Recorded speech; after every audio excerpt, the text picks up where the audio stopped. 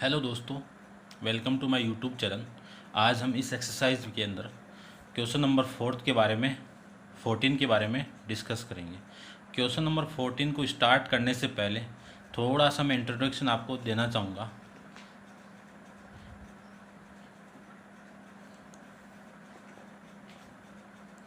कि पी और क्यू दो सेट गिवन आपको, तो इन दोनों सेट के अंदर कुछ वैल्यू गिवन है आपको। इस P के अंदर 1 2 3 4 5 6 7 तक कोई वैल्यू गिवन है, और मैंने स्टार्टिंग में आपको ये बताया था कि कोई सेट गिवन है तो इस ब्रैकेट के अंदर इसको रिप्रेजेंट करते हैं। क्यों एक सेट गिवन है आपको, और इस सेट के अंदर वैल्यू 3 4 6 8 9 तक गिवन है आपको। तो सबसे पहले P यूनियन B, इस साइन का मतलब होता है यूनियन, और इसका मतलब होता है आपका इंटरसेक्शन। यूनियन का मतलब है पूरा सारा, यानी इन दोनों के अंदर कॉमन के अलावा जो वैल्यू बच जाती है वो भी इसमें आना चाहिए। तो सबसे पहले देखिए 1 से स्टार्ट करता हूँ, 1 2। अब ये दोनों वैल्यू इसी में है तो दोनों वैल्यू आ गई। अब ये 3 इसमें भी है, इसमें भी है, तो 3 आ गया। 4 4 आ गया। 5 इसमें नहीं है, इसमें है, तो एक तो आएगा। मैंने बोला कि सारा कॉमन के अलावा भी, तो कॉमन तो नहीं है लेकिन बच तो गया ना, तो वो भी इसमें लिख देंगे। फिर 6 कॉमन, 7 नहीं है तो 7 को लिखो, फिर 8, फिर 9। यानी आपका जो P यूनियन इंटरसेक्शन का मतलब इंटरसेक्शन P इंटरसेक्शन यानी P यूनियन Q का मीनिंग क्या आपका, कि उसमें सेट की वैल्यू 1 2 3 4 5 6 7 8 9, यानी ये सारा आएगा। और इस पूरे सेट को अपन यूनिवर्सल सेट भी कहते हैं। ये अपन है नहीं, बस इतना नॉलेज रखो। अब P इंटरसेक्शन Q के बारे में, तो इन दोनों में कॉमन क्या है उसके बारे में डिस्कस करते हैं। तो दोनों में कॉमन क्या है, एक तो 3 है, एक 4 है, और फिर है आपका 6 है।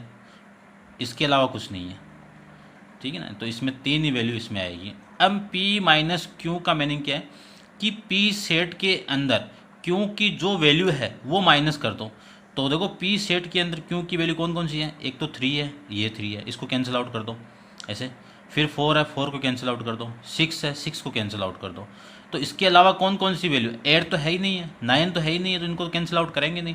तो P के अलावा ये कैंसिल हो गई, 4 कैंसिल हो गया, 6 कैंसिल हो गया। इसके बाद रिमेनिंग जो वैल्यू बची वो क्या है, 1 2 5 और 7, ये रिमेनिंग वैल्यू।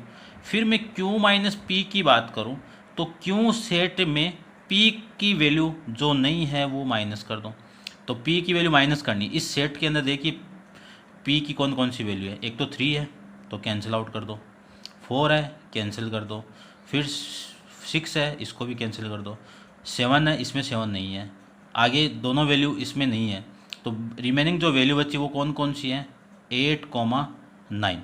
ये आपकी इस सेट के अंदर वैल्यू। थोड़ा सा आप एक बार एक एग्जाम्पल लेके और करना, आप समझ में आ जाएगा। लेकिन आपकी ये है नहीं है, लेकिन आप इनके बारे में इनका मीनिंग नहीं जानोगे तो इनका ग्राफ आप नंबर लाइन के अंदर ड्रॉ नहीं कर सकते हो। तो पहले सबसे पहले इनके बारे में जानिए। अब उसके बाद में वैल्यू आ जाती है P intersection Q dash. Q dash का मतलब होता है Q नॉट।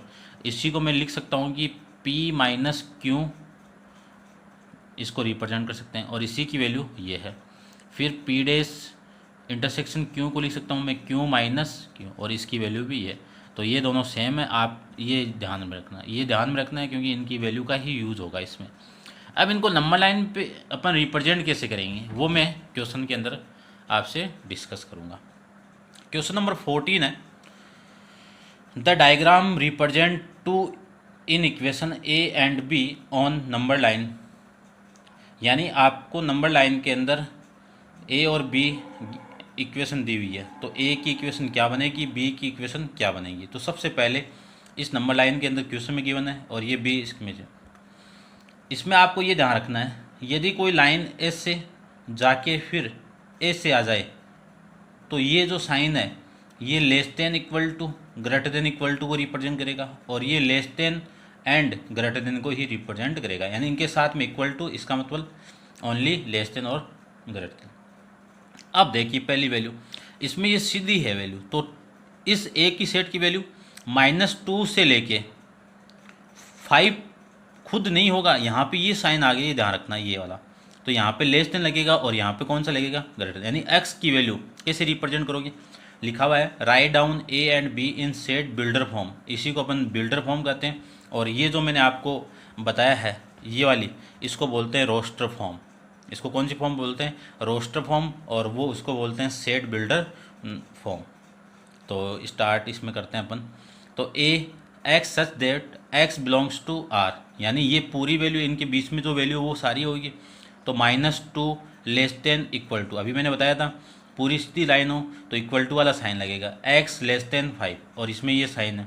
तो जो वैल्यू है -2 खुद से लेके 5, खुद नहीं 5 से पहले तक ही होगा, ये आपका इसका सेट बिल्डर फॉर्म।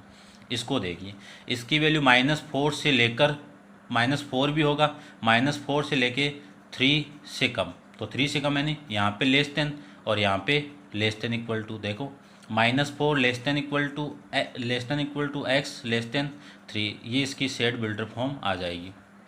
अब आपको रिप्रेजेंट करना है A union B and A intersection B।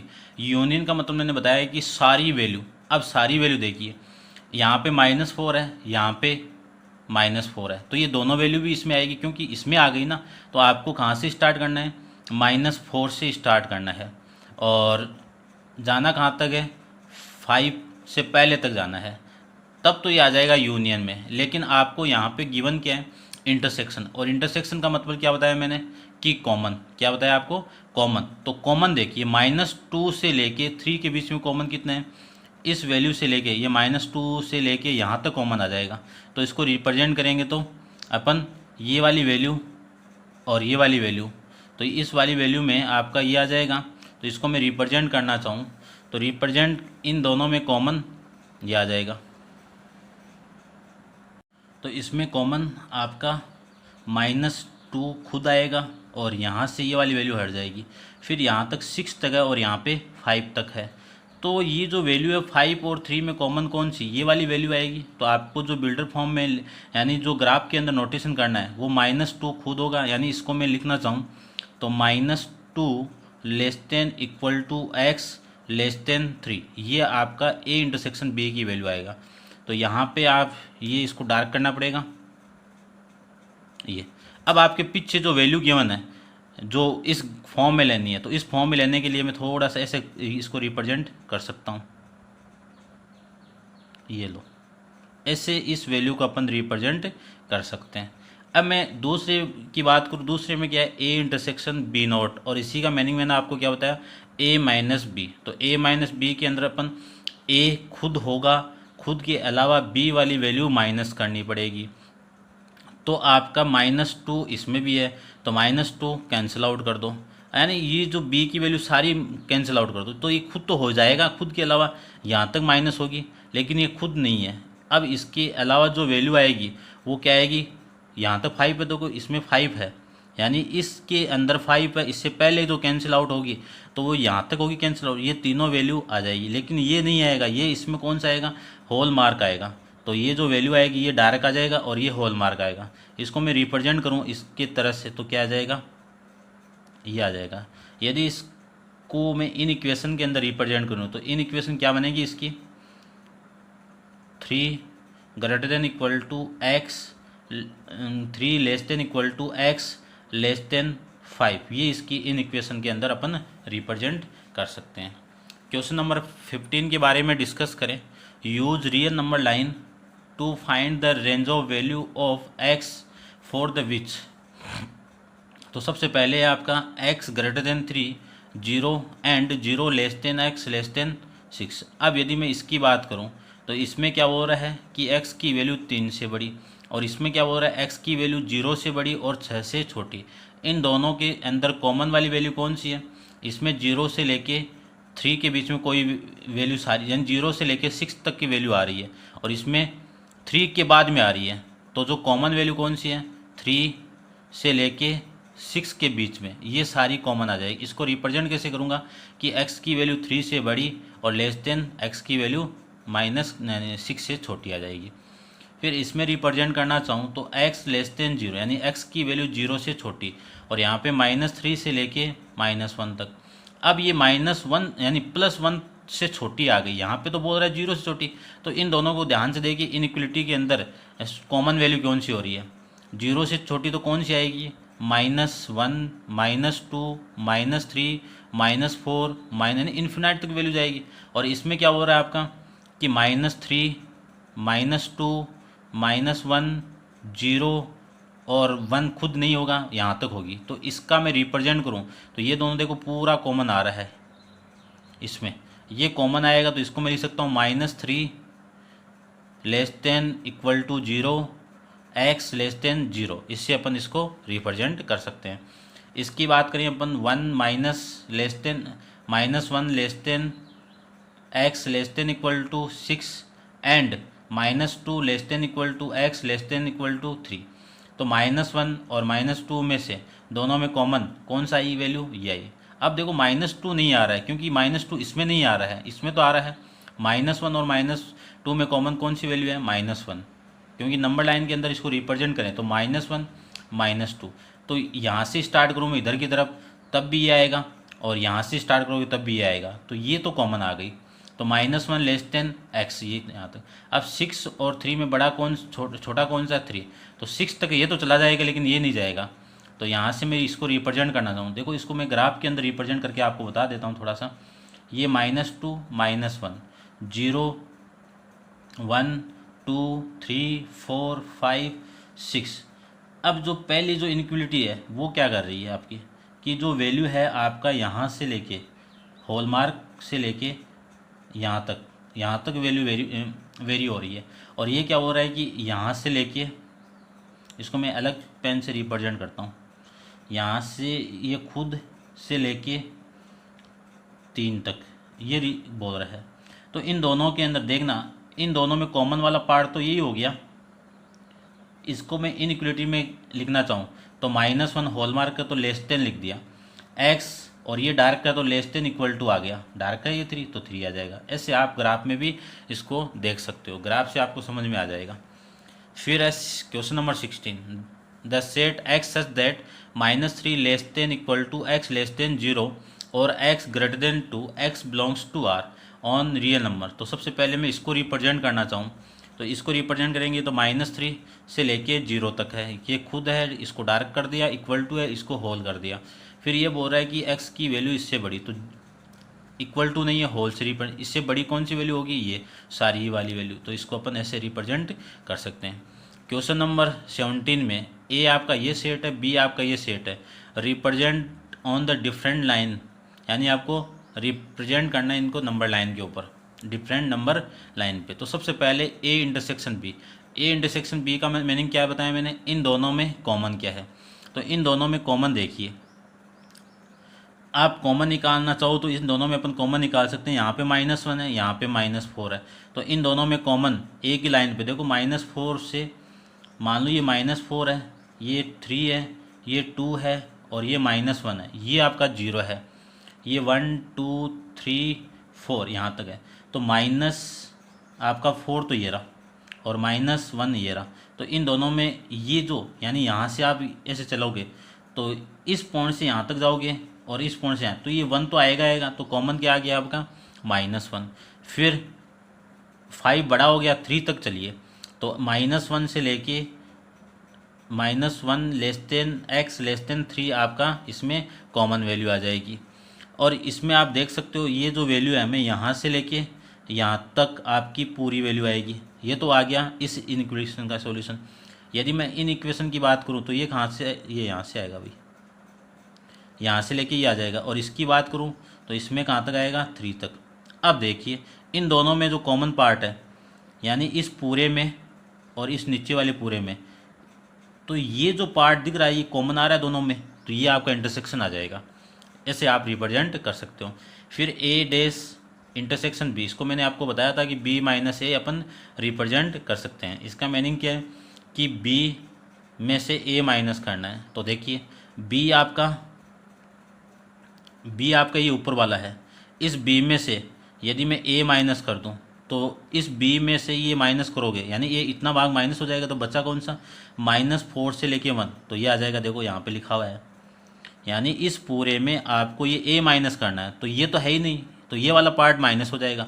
इसको हटा दो तो बचेगा कितना आपका यहाँ तक, और इसको मैं क्या लिख सकता हूँ, -4 less than equal to x less than -1, ये आ जाएगा आपका। और इसको नंबर लाइन के ऊपर ये रिप्रेजेंट कर सकते हैं। फिर बोल रहा है कि a माइनस बी, यानी इस a में से आपको एक आपका कौन सा है, a आपका ये ऊपर वाला है, a आपका है ऊपर, ये नीचे वाला, और ये आपका, तो इस a में से ये माइनस करना है, तो ये पूरा यहाँ तक कटेगा, यहाँ तक कटेगा, तो इस पॉइंट से लेके यहाँ तक आएगा। तो 3 less than equal to x less than 5, ये इक्वल टू क्यों आ रहा है यहाँ पे, क्योंकि इस वाली वैल्यू में ये वाली वैल्यू खुद एग्जिस्ट करेगी, और यहाँ तक इक्वल टू पहले से गिवन है यहाँ पे, देखिए ये आपको ध्यान में रखना है। फिर मैं इसकी बात करूँ तो ये अपन रिप्रेजेंट ऐसे कर सकते हैं इस वैल्यू को, तो ये आपका सॉल्यूशन हो जाएगा। अब क्वेश्चन नंबर 18 के बारे में अपन डिस्कस करते हैं।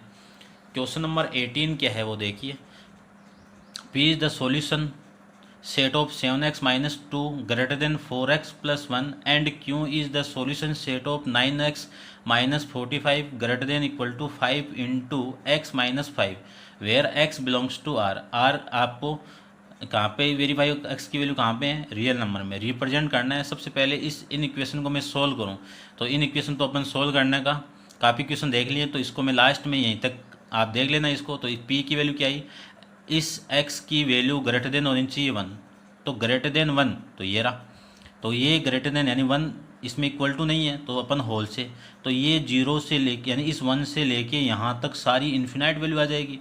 इसको मैं रिप्रेजेंट करना चाहूँ तो x ग्रेटर देन 5 यानी x की वैल्यू 5, खुद 5 से बड़ा, तो 5 से बड़ा ही आ जाएगा। अब सबसे पहले देखिए x इंटरसेक्शन क्यों की वैल्यू, तो देखो इन दोनों में ये 5 भी आ रहा है, यहाँ पे भी 5 आ रहा है, तो ये 5 आ गया। इस 5 से लेके खुद है 5, ये ध्यान रखना, तो इस 5 से लेके इन्फिनाइट वैल्यू यानी x की वैल्यू ग्रेटर देन इक्वल टू 5, यानी x greater than equal to 5 x belongs to r, ऐसे रिप्रेजेंट कर सकते हैं। फिर बात करें p माइनस क्यू की, तो p माइनस इस p में से ये q आपको माइनस करना है, तो इस p में से p कहाँ तक है 1 से लेके इन्फिनाइट, और q कहाँ से 5 से लेके इन्फिनाइट। अब देखो ध्यान से, इस 5 तक तो कैंसिल आउट करना ही पड़ेगा, यानी 5 खुद नहीं आएगा, तो यहाँ पे आपको होल नंबर और ये आपका माइनस हो जाएगा, यानी इस पूरी वैल्यू में यहाँ से लेके आपको पूरा माइनस करना है, तो बचेगा कितना, इतना। इसको मैंने यहाँ पे लिख दिया, तो ये 1 होल आएगा 5 होल, क्योंकि जो 5 खुद है वो इसमें काउंट हो जाता है, तो p माइनस को अपन लिख सकते हैं 1 लेस देन, यहाँ पे हो डार्क होता तो अपन क्या कर देते, इक्वल टू लगा देते, x less than 5 x belongs to r, ऐसे अपन रिप्रेजेंट इसको कर सकते हैं। फिर मैं इसकी बात करूँ p intersection q dash equal to, अभी मैंने आपको बताया था इसको मैं क्या लिख सकता हूँ,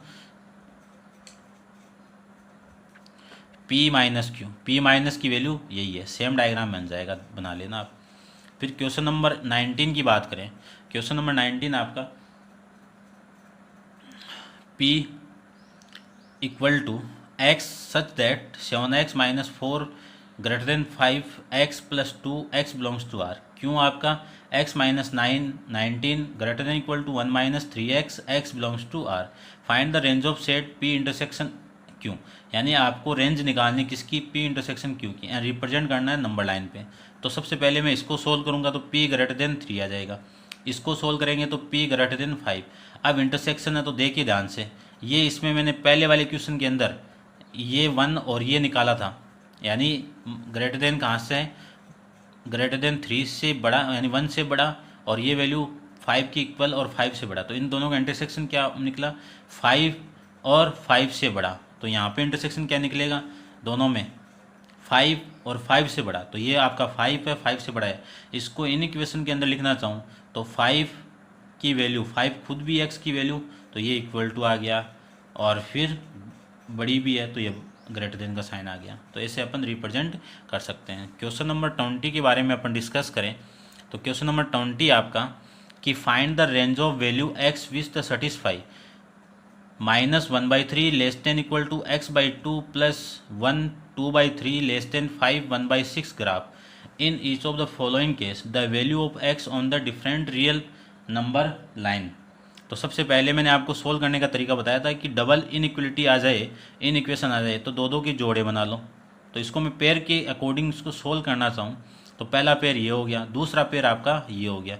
इसको सोल्व करेंगे तो -1/3 less than equal to x/2 plus इसको लिख सकता हूँ इन दोनों का मल्टीप्लाई कितना 3 प्लस 2 कितना 5/3 आ जाएगा।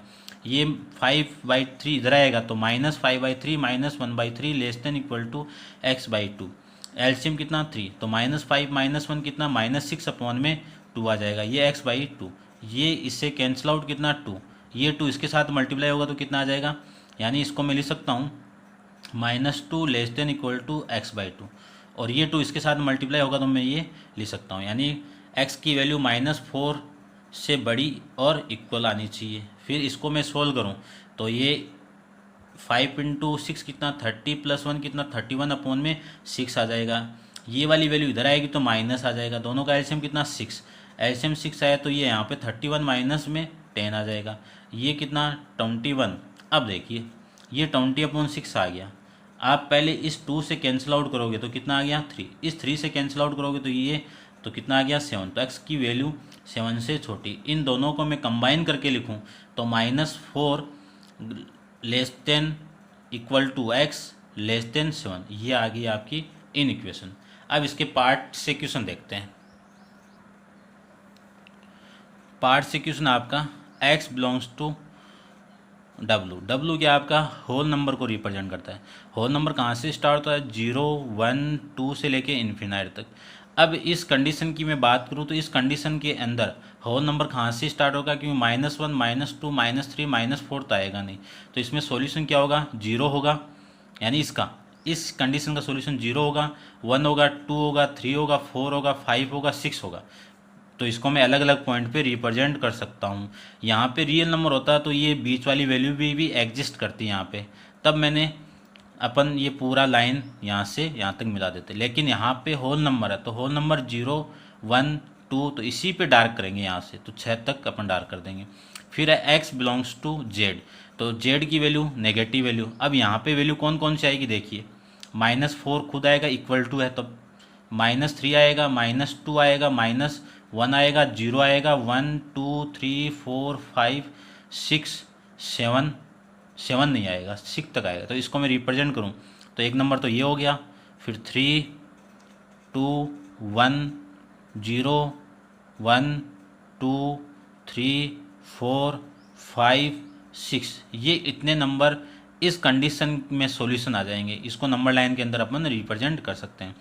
अब x बिलोंग्स टू r, तो x बिलोंग्स टू r की बात करूँ तो ये वाली वैल्यू इसको डार्क करना पड़ेगा इक्वल कहाँ तक 7 तक, और इसको मैंने होल से रिप्रेजेंट कर दिया। अब इन दोनों लाइन को मिला दो क्योंकि ये सारी वैल्यू इसमें एग्जिस्ट करेगी, ये ध्यान रखना। अब रियल नंबर के बारे में आपको पता होना चाहिए पहली बात तो अपन ऐसे रिप्रेजेंट इसको कर सकते हैं, क्योंकि रियल नंबर इनके बीच में बहुत सारी रियल नंबर, तो ये रियल नंबर में ही काउंट होती है। इनके बीच में जो वैल्यू आएगी ये भी रियल नंबर में, ये भी रियल नंबर में, ये भी रियल नंबर में, तो ये सारी किस में आ जाएगी रियल नंबर में। तो -4 से लेके -4 खुद और 4 से लेके 7 से पहले तक ही आएगी, यानी जो वैल्यू आएगी वो क्या आएगी लास्ट की 6.999999, यानी बहुत ऐसे 7 के आसपास वाली वैल्यू आएगी। तो बहुत वैल्यू होती है, यानी 6 और 7 के बीच में इतनी वैल्यू होती है कि अपन उनको काउंट नहीं कर सकते। इन्फिनाइट वैल्यू यहाँ पे एग्जिस्ट करती है। Thank you so much.